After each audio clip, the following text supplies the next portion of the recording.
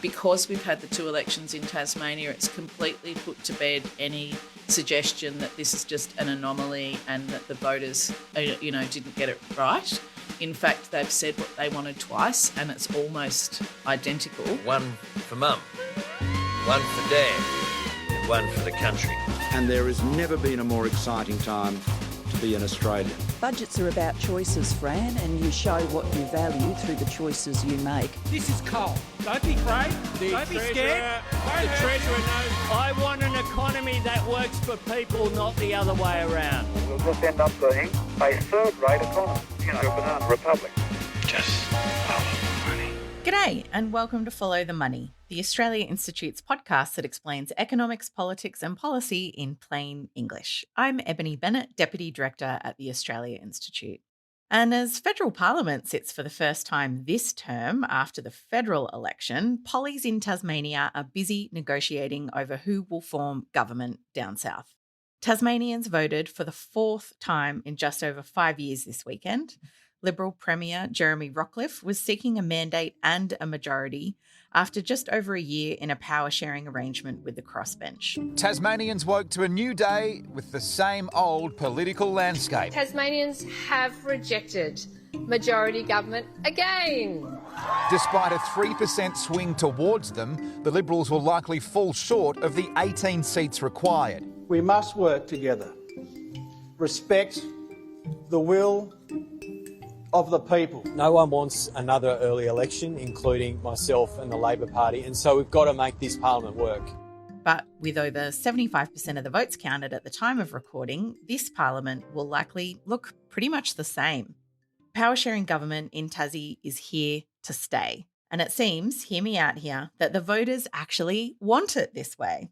So could power sharing become a trend in mainland jurisdictions as well? Joining me today to talk about collaborative parliaments and how they work is Director of the Australia Institute Tasmania, Eloise Carr. G'day, Eloise. G'day, Ebony. And Strategy Director Leanne Minshull. G'day, Leanne. Hello, Ebony and Eloise. Eloise, Tassie, you've had 4 elections in a little over 5 years down there. You must really love democracy.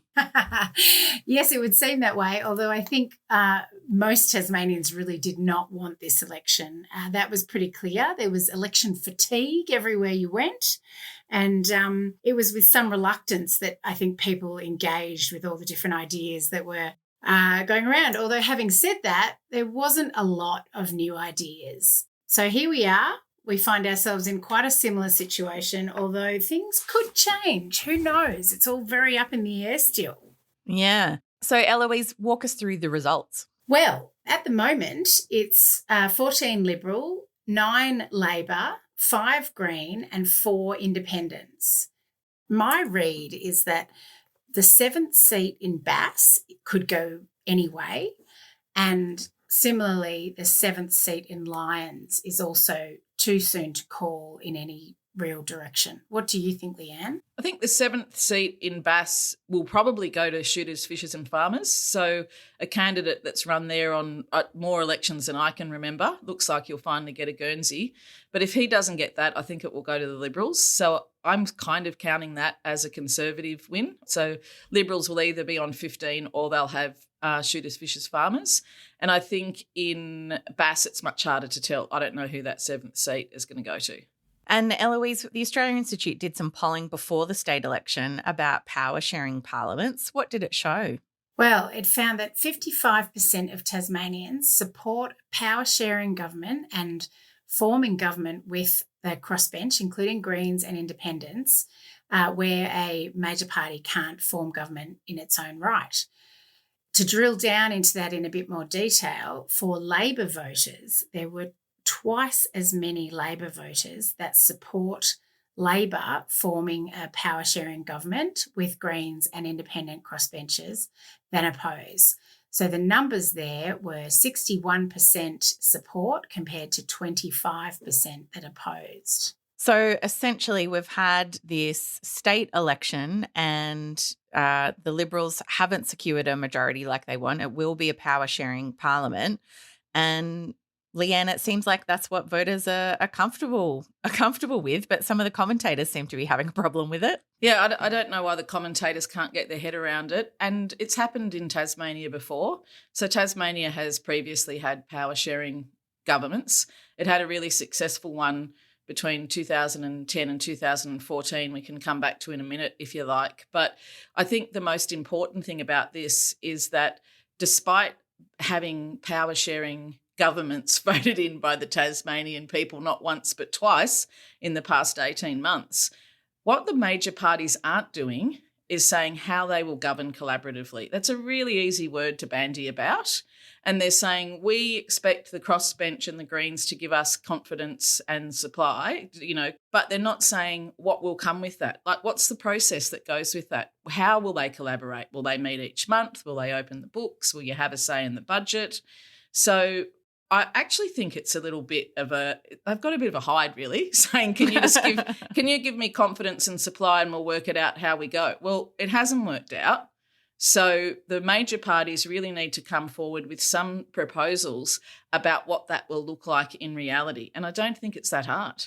Yeah. And why do you think they're so allergic to this idea when it's what the voters keep returning time and again, Leanne? I think it's in the DNA of some politicians. It's just, if I'm in government, it's mine for as far as the eyes can see. I control all of this land. And then they have to go, oh, actually, I don't. And so they get hung up on the fact that they're the majority or they're the big party or they're the party of government. Well, I'm sorry, but Mr. Winter, the leader of the opposition of the ALP, decided that he didn't want to be in government last time because it was actually open to him to negotiate with the Greens and the crossbench and try and form a parliament at the state election before the last state election.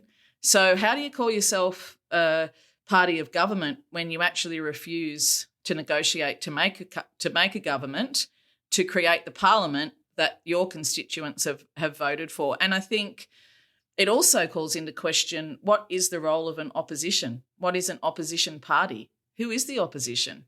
And I think that it's not just interesting for Tasmania, but I think Tasmania is on the cutting edge, as it quite actually so often is in lots of policy areas, for a national debate, because we're going to see more of this outside of Tassie. Yeah, I think that's clear. I don't believe we'll ever see another majority government in Tasmania in my lifetime. So we bloody well better grow up and work out how to make it work for the benefit of Tasmanians. Most of them see out their full term. Tasmania is actually unusual in going to the polls early after a minority government. Well, everybody always says that they're not for negotiation, but I think nobody actually believes that, Lee. Eloise, since the election, some commentators have questioned, really, I guess, the Tasmanian political system itself, writing in The Australian that the Hare-Clark system, quote, long admired for its proportionality, is proving ill-equipped to deliver stable governance.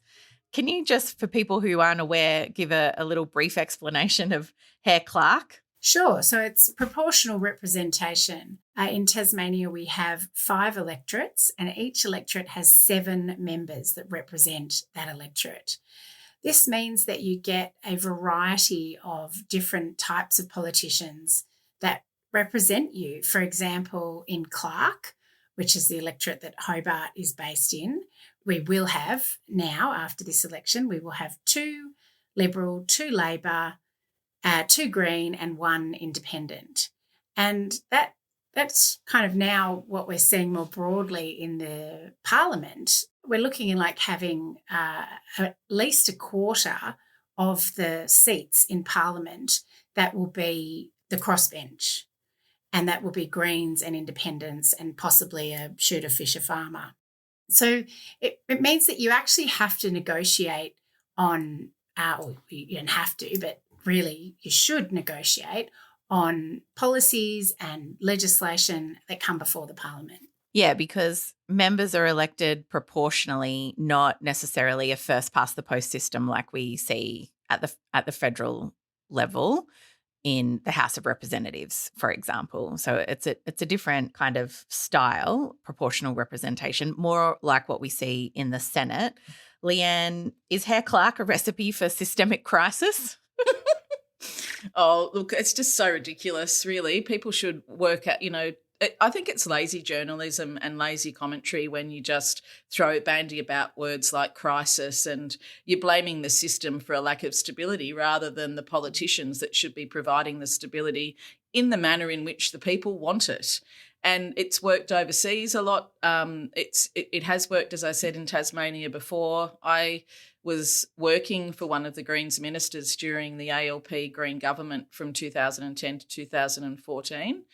And it was this really stable government. But going back to my previous point about what is the processes that either one of the major parties are going to put forward as a way to work collaboratively with the other members of Parliament so it functions properly. Under that Labor Green government, there were processes in place where they would have meetings each week. There were times where the two Greens ministers could absent themselves from cabinet. There were a number of, I worked as a chief of staff for the climate minister at that time.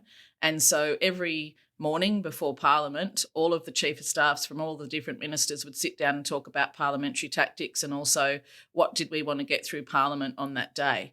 Now, I'm not saying that every coalition needs to give ministries to the junior partners, but what they do have to do is have respect for that junior partner having a role because that's what the Tasmanian people have asked of them. You can't just say, leave it to me, because guess what? Tasmanians don't want to leave it to you, Jeremy or Dean. They want other people at the table. So to blame a system for throwing up what the desires of the population are, to me, is just bizarre. I'd love to see Hair Clark right throughout Australia. And the other thing I love about Hair Clark is that within the parties themselves, people campaign against each other. So you really get to vote for the person who you want to be in Parliament. When I was in Tasmania, I've voted for somebody in a party that I would not normally vote for just because I thought they were a great candidate. Yeah, and talking there about the different flavours of kind of collaborative or power-sharing governments, they're not all the same. So they do range, as you said, all the way from just a simple guarantee of supply and confidence all the way through to, as you said, a government where the crossbench or the junior partner is awarded ministries, for example. Leanne, do you have a sense yet of what you think this power-sharing parliament might look like when it comes to government? I think it's really hard to tell, Ebony, because the major parties themselves. So first of all, we're not going to get a result there. We can't even start doing preferences until the 10 days for all postal votes have run out. I think that's next Tuesday. So there's no real understanding of what the makeup of the parliament will look like. One of the independents who sit on the crossbench, Craig Garland, was returned in Braddon, doubled his first preference vote from the last election when he was first elected. So clearly his community want him there. And according to him, he's not even going to start thinking about what arrangements look like until there's some understanding of what the combination of parliament actually is.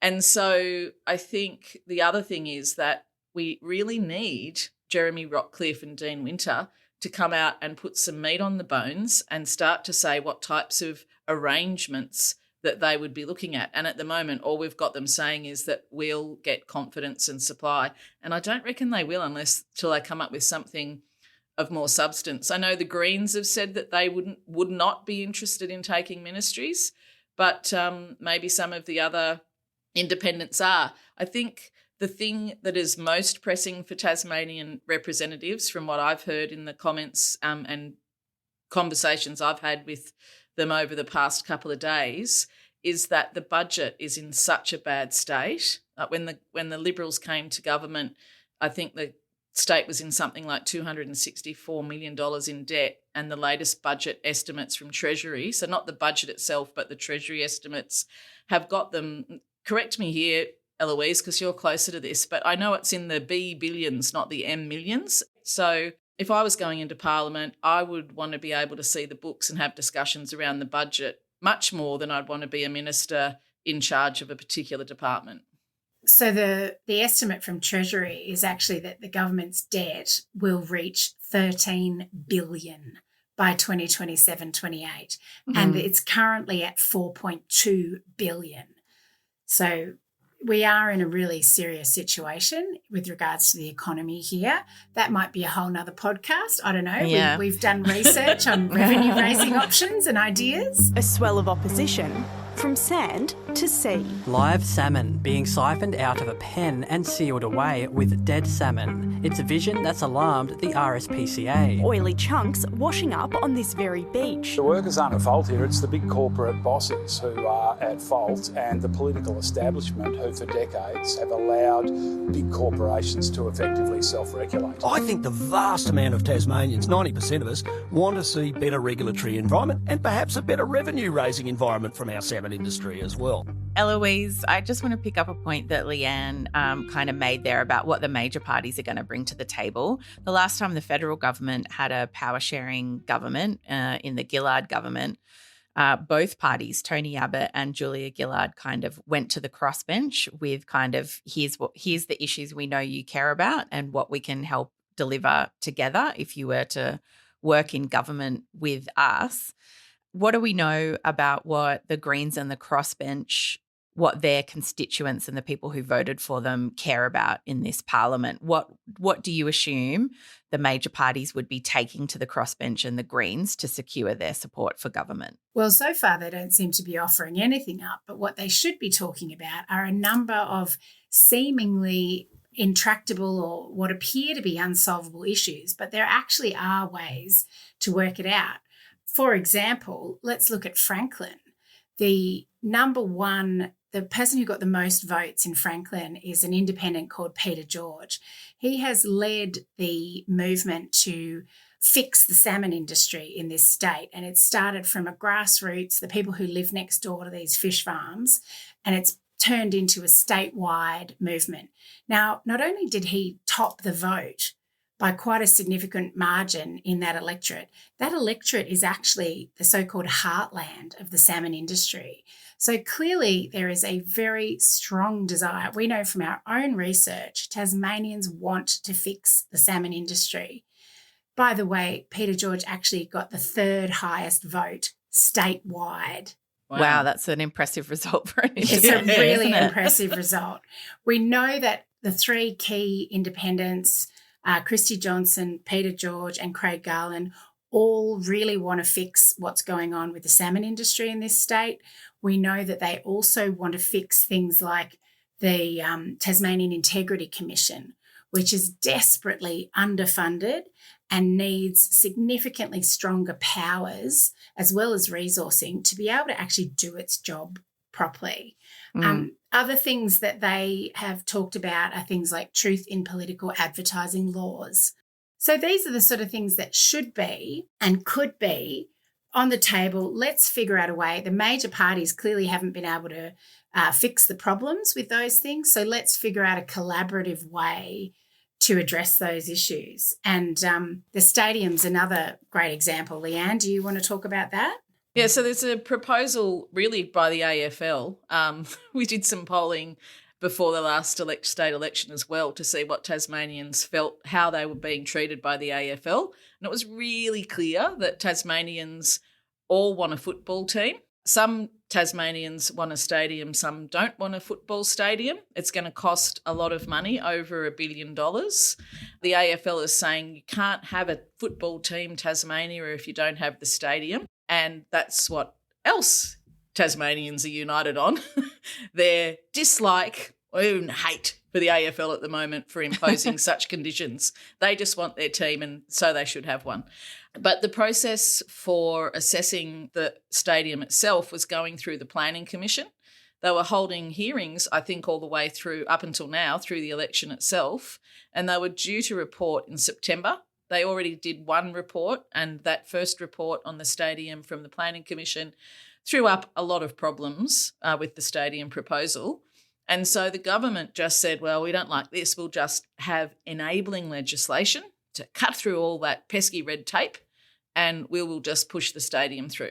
So one thing that both of the major parties could do is commit to not putting through enabling legislation. And by that, I just mean really taking all of the planning out of the hands of the independent umpire, not allowing the public to see what's going on when they're trying to assess this project. So enabling legislation is like, these guys must do good PR courses, because the enabling legislation is actually, let's keep this non-transparent away from the public legislation and do whatever we like. So keep it in the Planning Commission, abide by the umpire's rule, and let independents and actually the public themselves have input into how or if this stadium is created. So, Eloise, Leanne's just touched there on the stadium issue, and we did some polling on that as well, didn't we? We sure did. It was really interesting. Just in the lead up to the election, the respondents that we surveyed, 69% agreed that the AFL is treating Tasmania unfairly and that the Tasmanian Parliament should renegotiate with the AFL to avoid building a new stadium. 69%. I mean, that's pretty overwhelming. And tell me, what is the heart of the issue there? Why are people so upset with the AFL? There's a lot of reasons. It's seen as unfair, largely because it's conditional on the support for the team. So I would say most Tasmanians, overwhelming majority of Tasmanians want an AFL team. Yep. But why is it necessary to have a new stadium? We have 2 stadiums already, one in the south, one in the north. The north is being upgraded already. There's also been zero process around planning for this, the choice of the location of the stadium. And they've just imposed on Tasmanians that it will be this waterfront stadium. And the other issue is the cost. Tasmania is broke, as we've been discussing about the budget, and the cost is increasing and blowing out, and arguably Tasmanians have been misled. It's not really arguable, it's pretty clear actually, because the then Premier said not a rent cent more than the original amount, and now it's of course blown out and we're looking at $1 billion plus, which we can't afford when we've got, ambulances queuing, we've got waiting lists as long as your arm for surgeries, the education system's in trouble. We've just got other priorities, and $1 billion stadium is not one of them. There's going to be a large crossbench again, and this is going to be about who can form a government that can last for 4 years. But what I do want to reiterate is that Tasmania Labor will not do deals with the Greens. I repeated that hundreds of times during the election campaign, and I will not change that. Finally, I have a message for Dean Winter. Yes, there are differences, but the Greens and Labor have a lot in common too. We are ready. We are ready to work collaboratively in the best interests of Tasmanians. And Dean, I hope you put them first this time too. So that's a couple of the issues that the crossbench and the Greens care. Well, we haven't really touched on what the Greens campaigned on during the election, but I know they've been extremely critical of the salmon industry as well down there, just as one example. But Leanne, Labor leader Dean Winter has really emphatically ruled out working with the Greens specifically. Do you think that's a negotiating tactic, or is he just really committed to being in opposition and not being the Premier? Oh, Ebony, I really wish that it was a negotiating tactic, but I'm frightened that it's not. I don't think that it is. I think that he is committed to being the opposition leader, which brings me back to my point about stop calling yourself a party of government. You're a party of opposition.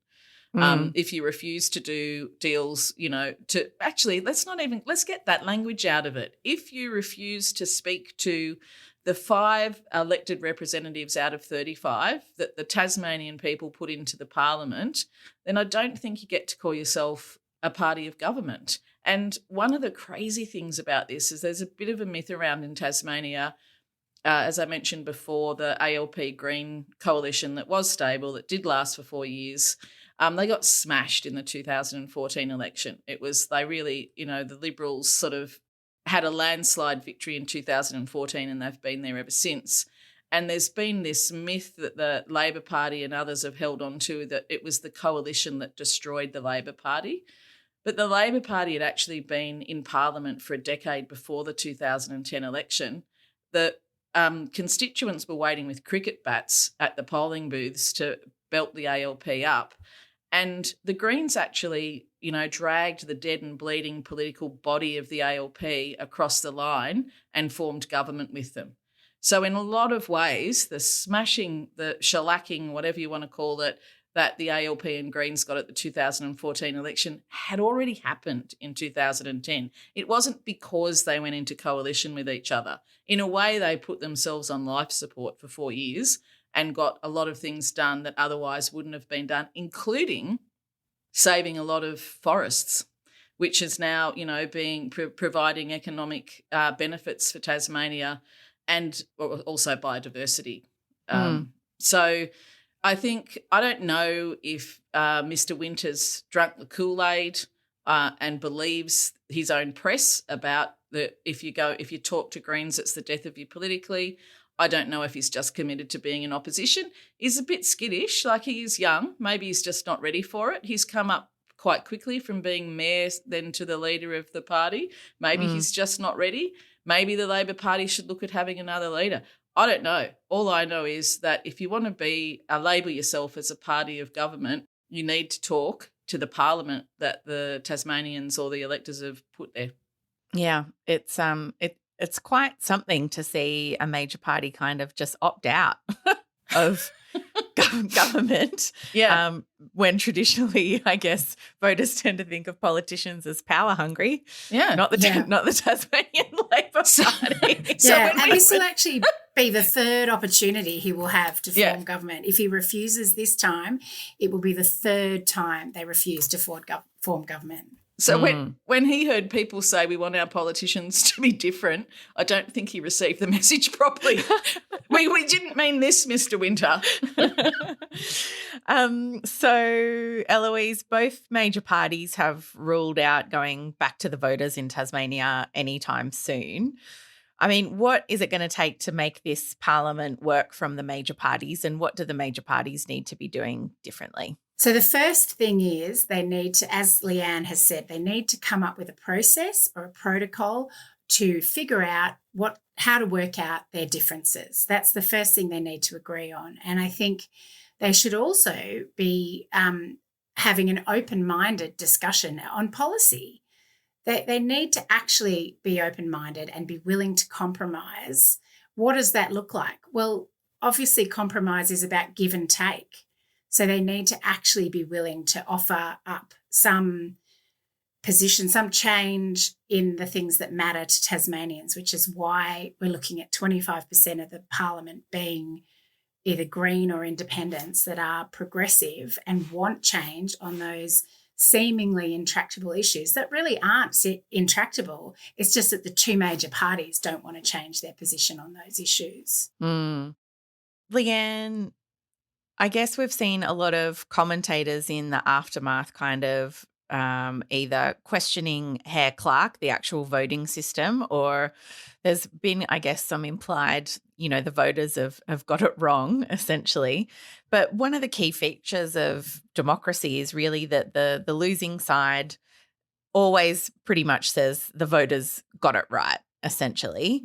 And that's really important to kind of endorse the democratic system. Labor's just been returned federally with a big majority, but it doesn't have a majority in the Senate. It will have to negotiate in the Senate.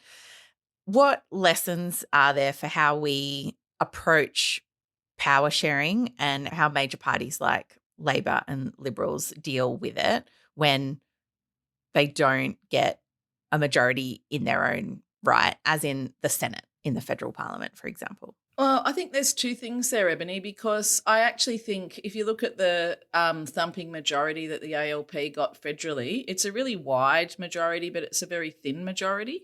There's a lot of seats that at the next election, there is no such thing as a safe seat anymore. I think everybody accepts that.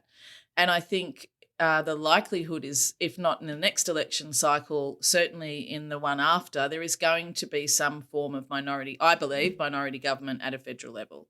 And so I think what major parties on a federal level can do can look to see what can work during this period in Tasmania.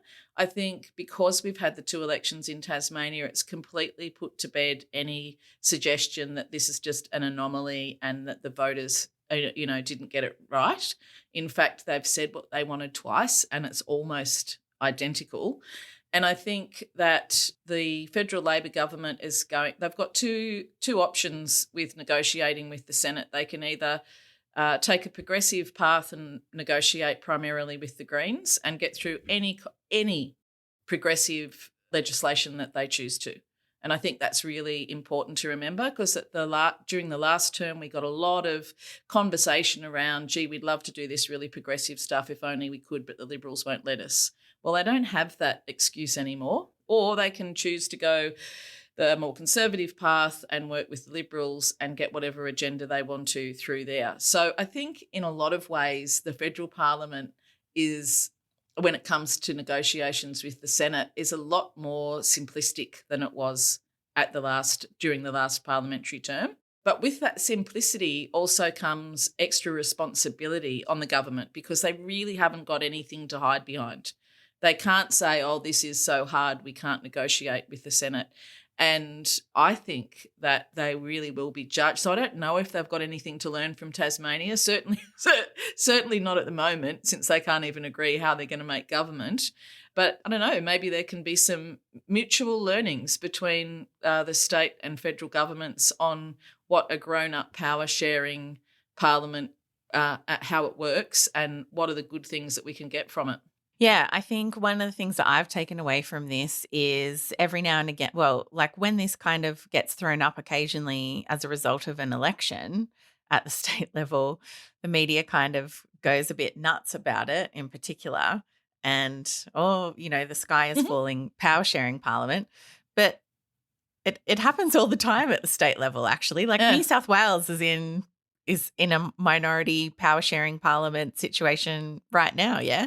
And nobody talks about that. I didn't realise I'm going to sell all my real estate in Sydney now that And let's also remember the ACT's been in a power sharing government for over 20 years with the Labor Party and the Greens. Yeah. It's really not controversial at all. But we just like to keep pretending we're surprised and shocked when the voters keep returning power sharing parliaments. Well, Ebony, I just think I'm getting back to that point I made earlier. It's just lazy. It's lazy analysis. It's lazy journalism. It's almost like they've got the article written before the votes come in and because I don't think anybody is upset or perturbed by it. Certainly not the voters in Tasmania, certainly not the voters in New South Wales, certainly not the voters in the ACT. Now that I'm really thinking about it, it really is time for some commentators and journalists to get some new copy. Thanks for joining me today, Eloise and Leanne. Thanks, Ebony. Thanks, Eloise. Great to chat. You can find all of our research on Australian democracy and on some of those issues in Tasmania that we've touched on here at our website, australiainstitute.org.au, or via the link in the show notes. And you can pre-order the second edition of our Vantage Point essay series, Dead Centre, How Political Pragmatism is Killing Us, by Richard Dennis, which argues that the quest for the sensible centre in Australian politics is pointless and flies in the face of evidence. You can pre-order it now for $19.95 or become a subscriber to the Vantage Point series and save $15. Head on over to our website. This episode was recorded on Tuesday, the 22nd of July, and some things may have changed since recording. Our theme music is by Jonathan McPeak from Pulse and Thrum, with additional music from Blue Dot Sessions. I'm Ebony Bennett. Thanks for listening.